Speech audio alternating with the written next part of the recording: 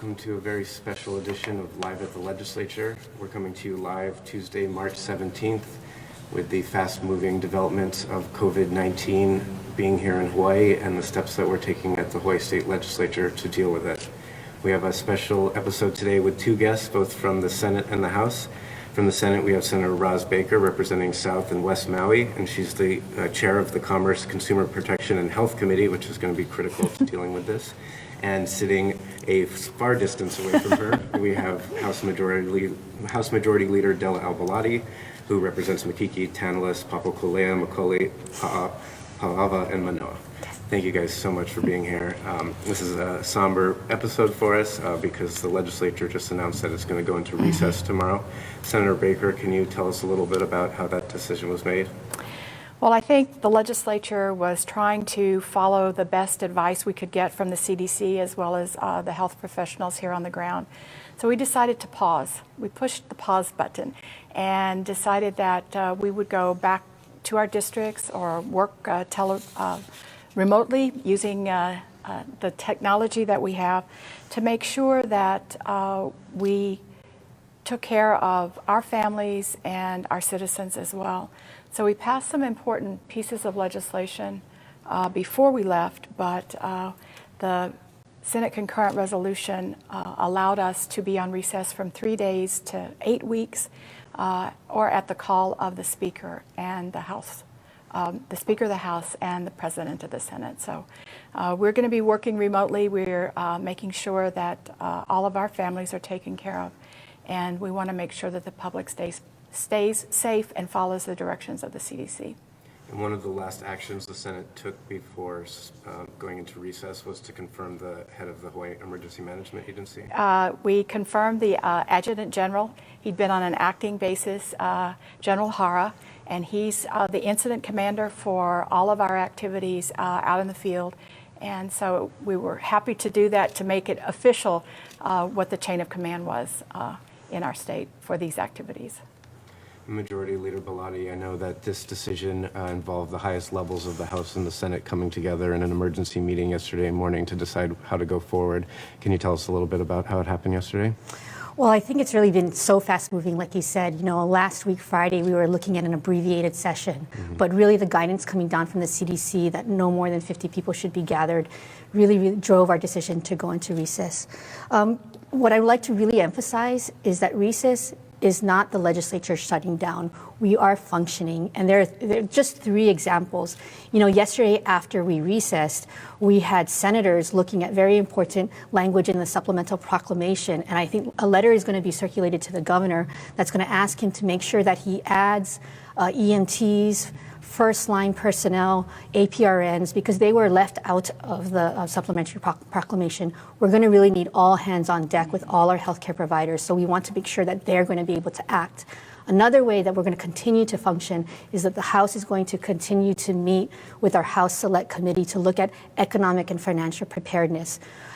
Both the Senate and the House are in coordination with our congressional delegation, and we want to make sure that we're going to be positioned. We want to deal with the immediate relief that we're going to have to deal with, but we also want to make sure that we're going to be positioned for recovery and rebuilding when we get through this as a community. And thirdly, I want to say that all members, senators, and representatives are available remotely. Constituents can call into their offices and email them. So the legislature is still functioning. We are here, and we are taking care of the people's business. And the Capitol is still open. Our offices are open. We have minimal staff because we want to honor the CDC, but yes, we are at work and we're still working. It really is a situation where we're just trying to keep down the number of people in rooms. Yes. So holding a hearing without the public being there is impossible, and that's creating a situation that the CDC has advised us to avoid. Yes. Well, one of the proclamations that the governor did sign was to allow our boards and commissions to meet remotely, because we have a lot of licensing boards and they need to be able to continue to pass on, whether it's medical licenses or renewals of APRN or nurse licenses or other contractors licensing board. There are lots of our professional vocational licenses that you can't operate in our state without them being up to date. And if the boards could only meet in person in public, then that may have hindered their ability to do the work that's necessary as we go forward. So part of the governor's proclamation was to waive the Sunshine Law for those particular boards and commissions. And what other measures are we taking to help parents and working families who are affected by the school closures? I think that's one of the reasons why the DOE decided to extend for another week, because those kinds of decisions need to be made across the community. Families are going to have to determine how they are going to have childcare, how they're going to do telework. I know in my office, we're going quickly through this week, identifying ways in which we can telework. And that's what every business right now should be doing and trying to figure out. And yesterday, Honolulu confirmed its first case of community spread, a worker at Kualoa Ranch who came into contact with a lot of people. So we know it's here in our community now. We don't really know the full numbers because there's only been a limited amount of testing. So what advice do we have for the public to avoid spreading it, especially when we're trying to make sure that our kupuna and other vulnerable people in our community don't get this disease? I think now is the most important time that we practice social distancing, and we really have to do it for the benefit of others, for the greater good. It's not just ourselves. To the degree that you can self-isolate, we should do that. If you feel sick, you should not go to work. If you are subject to any of the criteria for screening or testing and you have a fever, you might have traveled recently, you should go to one of the 42 sites that have now opened up for screening. I want to caution folks, screening and testing are two different things. We are trying to get out more widespread testing, and I know Senator has been a huge advocate for ensuring that testing and screening is occurring on her island. More sites are popping up, and you can identify what those sites are by going to the Department of Health website. We have great partners in the community, so there's lots of ways that we can help ensure that people are self-isolating and taking care of the community. Well, and just good personal hygiene. Mm-hmm. Wash your hands. Cover your nose and mouth if you're sneezing, or better yet, sneeze into a Kleenex or a wipe that you can throw away. But we need to take all of those kinds of precautions because we need to look out for the most vulnerable in our community, and the best way we can do it is the social distancing and taking care of, to make sure, as Representative Belatti said, if you're sick, don't go to work. If the businesses may be laying off people. So one of the things that has been in the emergency proclamation is you don't have to wait a week to file for unemployment, and you can do that remotely. So I think it's important that people be aware of their surroundings, make sure that the distance between them is at least an arm's length. The CDC, I think, is now saying 6 feet, but to wash your hands, cover your cough, don't sneeze, be mindful of the people around you, and let's try to curtail the spread of this virus in our community. Yeah, we all have to do our part to reduce the spread. Yes. Last week, you went to Maui Memorial Hospital with some of your Senate and House colleagues who are from Maui. How did you feel their preparations are going, and do they have any needs that we need to work on? Well, I was pleased with the preparation that they had already undertaken. Rather than allowing people just to come into the ED no matter what, there's a triage, a nurse practitioner, and another individual out there who are screening, so that we're not sending sick people into the ED who might be spreading the virus. So that was really pleased. And we got a confirmation from the Healthcare Association of Hawaii that if there were needs that our hospitals had, they have reserves. They can get them out, get them shipped to Maui or to Kona or to Molokai, Lanai, wherever, Kauai. Often out to the neighbor islands, so that our people can get the masks and get the other equipment, the testing kits. But I just want to underscore what Representative Belatti said. If you have symptoms and you think you might have, you need to get a prescription from your doctor in order to get the test. We do not have enough tests to screen everybody who might think they might be exposed or might have been exposed. So it's really important that they consult with their primary care provider and get that prescription, and then we can make sure that we can start containing. Because now that we can test here, we don't have to send them back to Atlanta, to the CDC. We'll have a much greater turnaround, and then we can give comfort to people that maybe are negative but think they might be positive, and then if somebody tests positive, we can take the appropriate steps to make sure that it's not being spread by them. Thank you. Majority Leader Belatti, a lot of things on Oahu have been closing. The mayor announced that he's canceling all major events and all events at the Blaisdell, Bishop Museum, Arizona Memorial, a number of Honolulu Museum have all announced that they're shutting their doors. How is this impacting Oahu? I think we're going to see a slowdown in community activity, and I think at this point in time it's appropriate. When we look at the places like Wuhan and Italy that didn't get ahead of this, we are seeing tragic consequences, and that is exactly what we want to avoid. We want to put people first here. I think there is going to be economic hardship.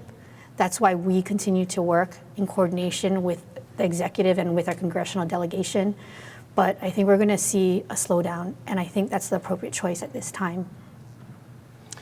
Changing quickly to some other subjects, you're both members of the Women's Legislative Caucus, and we've since canceled all floor presentations for the rest of the session, but before we did that, we had Small Business Awards the other week, and for the first time, the majority of the winners were women entrepreneurs. Tell us a little bit about that event.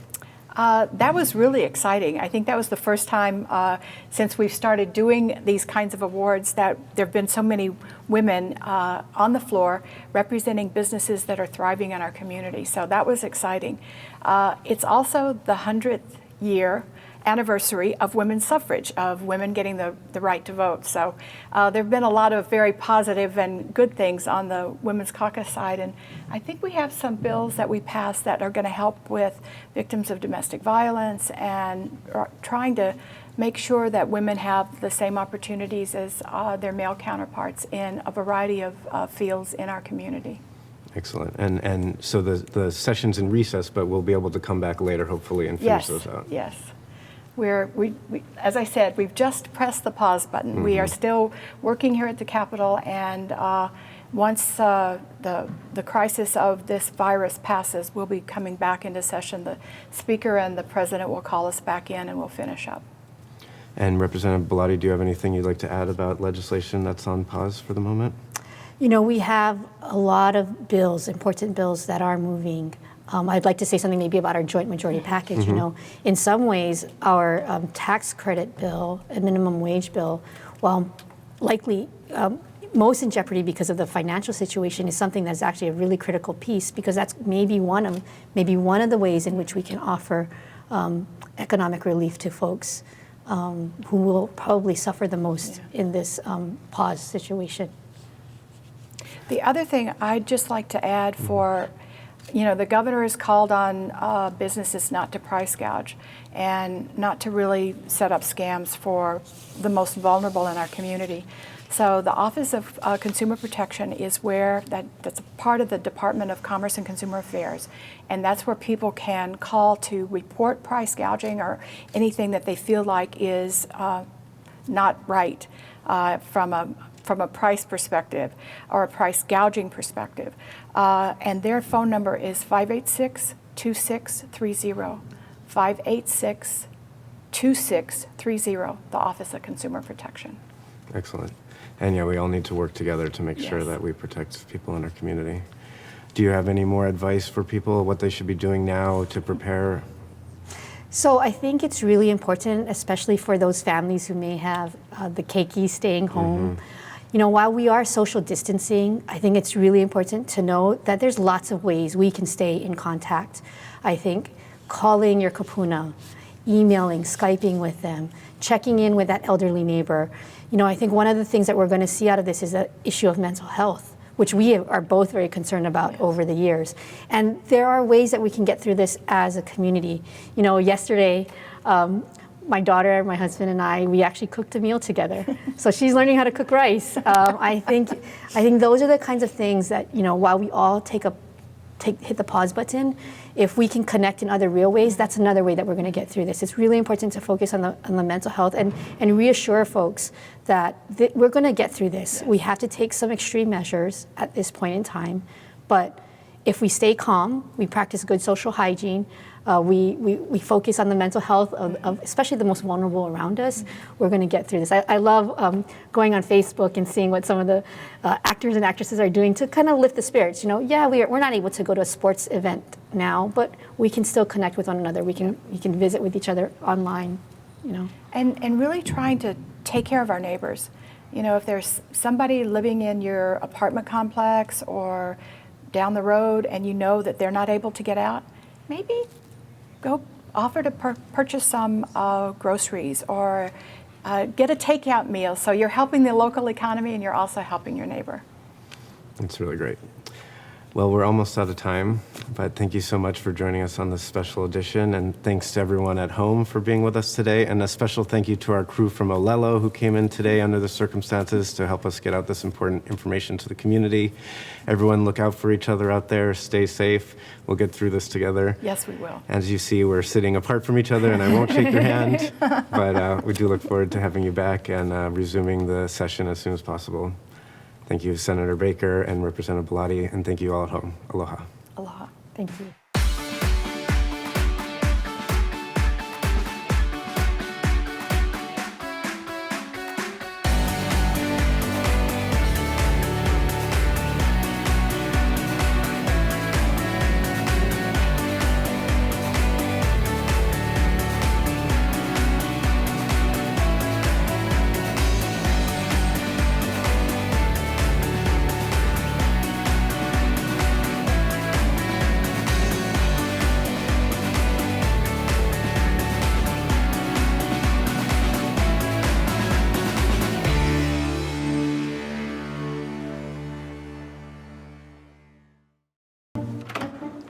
What are you doing? We have to go. I'm gonna be late for work. It's Tuesday morning. I gotta record live at the legislature on Olelo. Senate and House leadership discussing what's happening at the state capitol. So just watch it on the news tonight. Come on, let's go. Hey, this is like getting the news before it's news. If only I could get this remote to work. There. Can we go now? No DVR? No problem. Watch Wednesday evenings at 7 p.m. on Channel 49. Aloha. Legislators, are you looking for an efficient way to get a timely message across to your constituents? Look no further than Olelo's suite of easy access services. We offer a mini studio designed to help you create a short message or a 30-minute program. We also offer basic production training where you can learn how to produce, shoot, and edit your own videos. Access to broadcast media has never been easier. Reach out to your constituents. Visit olelo.org for more information.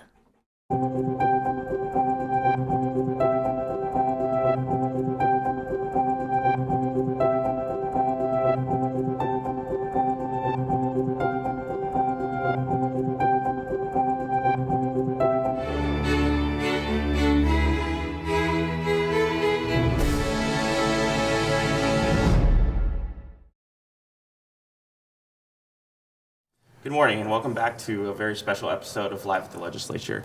Joining us today for the Legislative Minority Response is the Minority Leader, Representative Gene Ward from Hawaii Kai, and Representative Bob McDermott. He is the representative from Ewa Beach and serves on the House Select Committee on COVID-19 Economic and Financial Preparedness. Good morning, gentlemen. Good morning. Give me 5. Okay. So, yesterday was very historic in that we suspended the session for the first time. Rep. Ward, we'll start with you. Can you just run us through the process of the caucus getting informed of the events that were to come later that afternoon?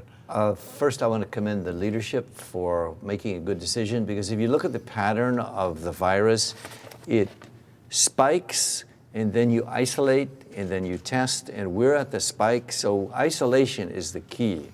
And what we've done is say, hey, this is not business as usual. You can tell, I'm out of uniform. If this was a normal day, it would be a coat and a tie. If it was a normal day, it would be with the minority leader and the assistant minority leader being at our duties. But the key is that we are still in session. We're still going to do constituent services.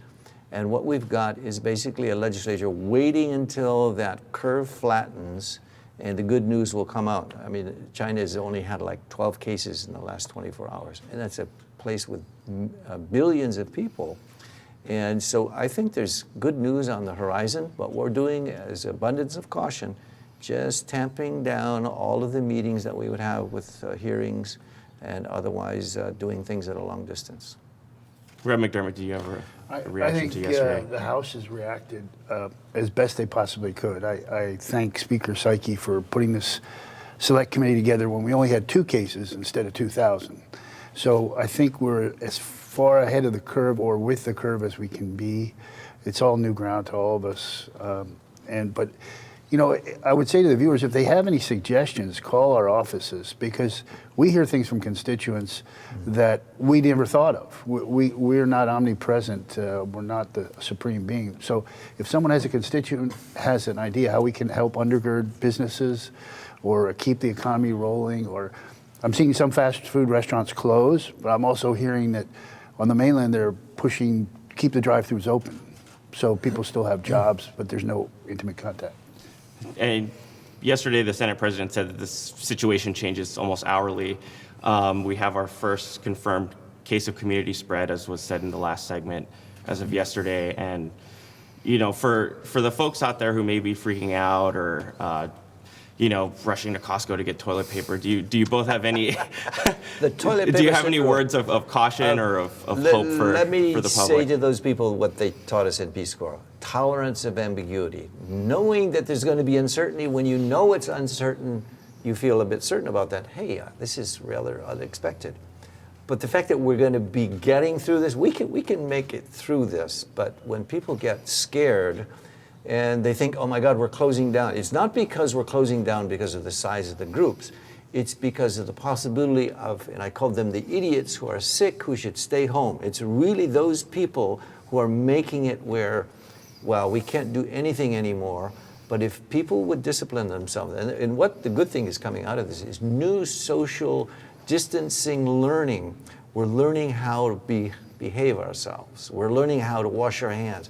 And as I've said in a number of places, almost 40% of men don't wash their hands when they go to the bathroom. 20-ish% for the women. Hopefully this is going to change that behavior and put hygiene at a higher level and things that are cognizant of how we spread things around, because we're a very social community, and it shows when these things spike, it's because there's too many of us in one room at the same time. I've definitely washed my hands more than I think I ever have or recall doing. Did you sing happy birthday, though? No, I didn't. Okay. Both of you have a particular interest in the economic response now with tourism going down. Rep. McDermott, can you tell us a little bit about the meeting that you had with the Economic Response Committee last week, Thursday? Well, I think it was a great departure point for discussions. It was very fruitful to listen as policymakers, to listen to the 20 other folks on there and what their concerns are, because they all have unique perspectives. Some are visitor industry, some are nonprofits. And so across the board, you know, we forget nonprofits survive on donations, right? So the big ones are going to be okay, but the small ones, because I used to run one, are going to have a tough time. So we've got to look at everything to see what we can do as policymakers to provide opportunities and solutions to help undergird them through this tough time. And they'll still be meeting, I believe, next week, correct? Right, but I think it's going to be telephonically or through the internet. Was there any consensus that came from that meeting yet? Well, yeah, we all need to work together, put our shoulder to the grindstone, be open to ideas, and you know, we're not magicians, but we want to provide opportunities and support for those who are hurting.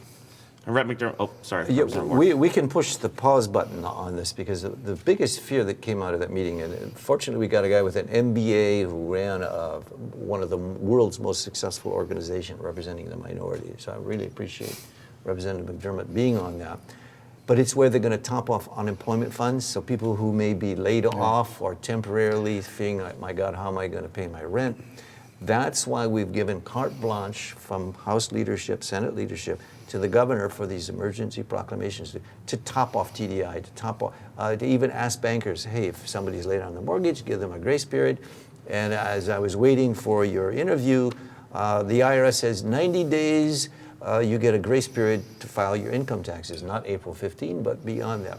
The point is that committee is going to give a lot of support, and I think it's psychological, but primarily financial, for all those who may be losing their job and those who may be feeling fearful that the economy is going to be shaken. We're going to push the pause button. We've never done that before, but you know, the Europeans take 2, 3, 4 weeks off. I think it's a time for America that's rushing around.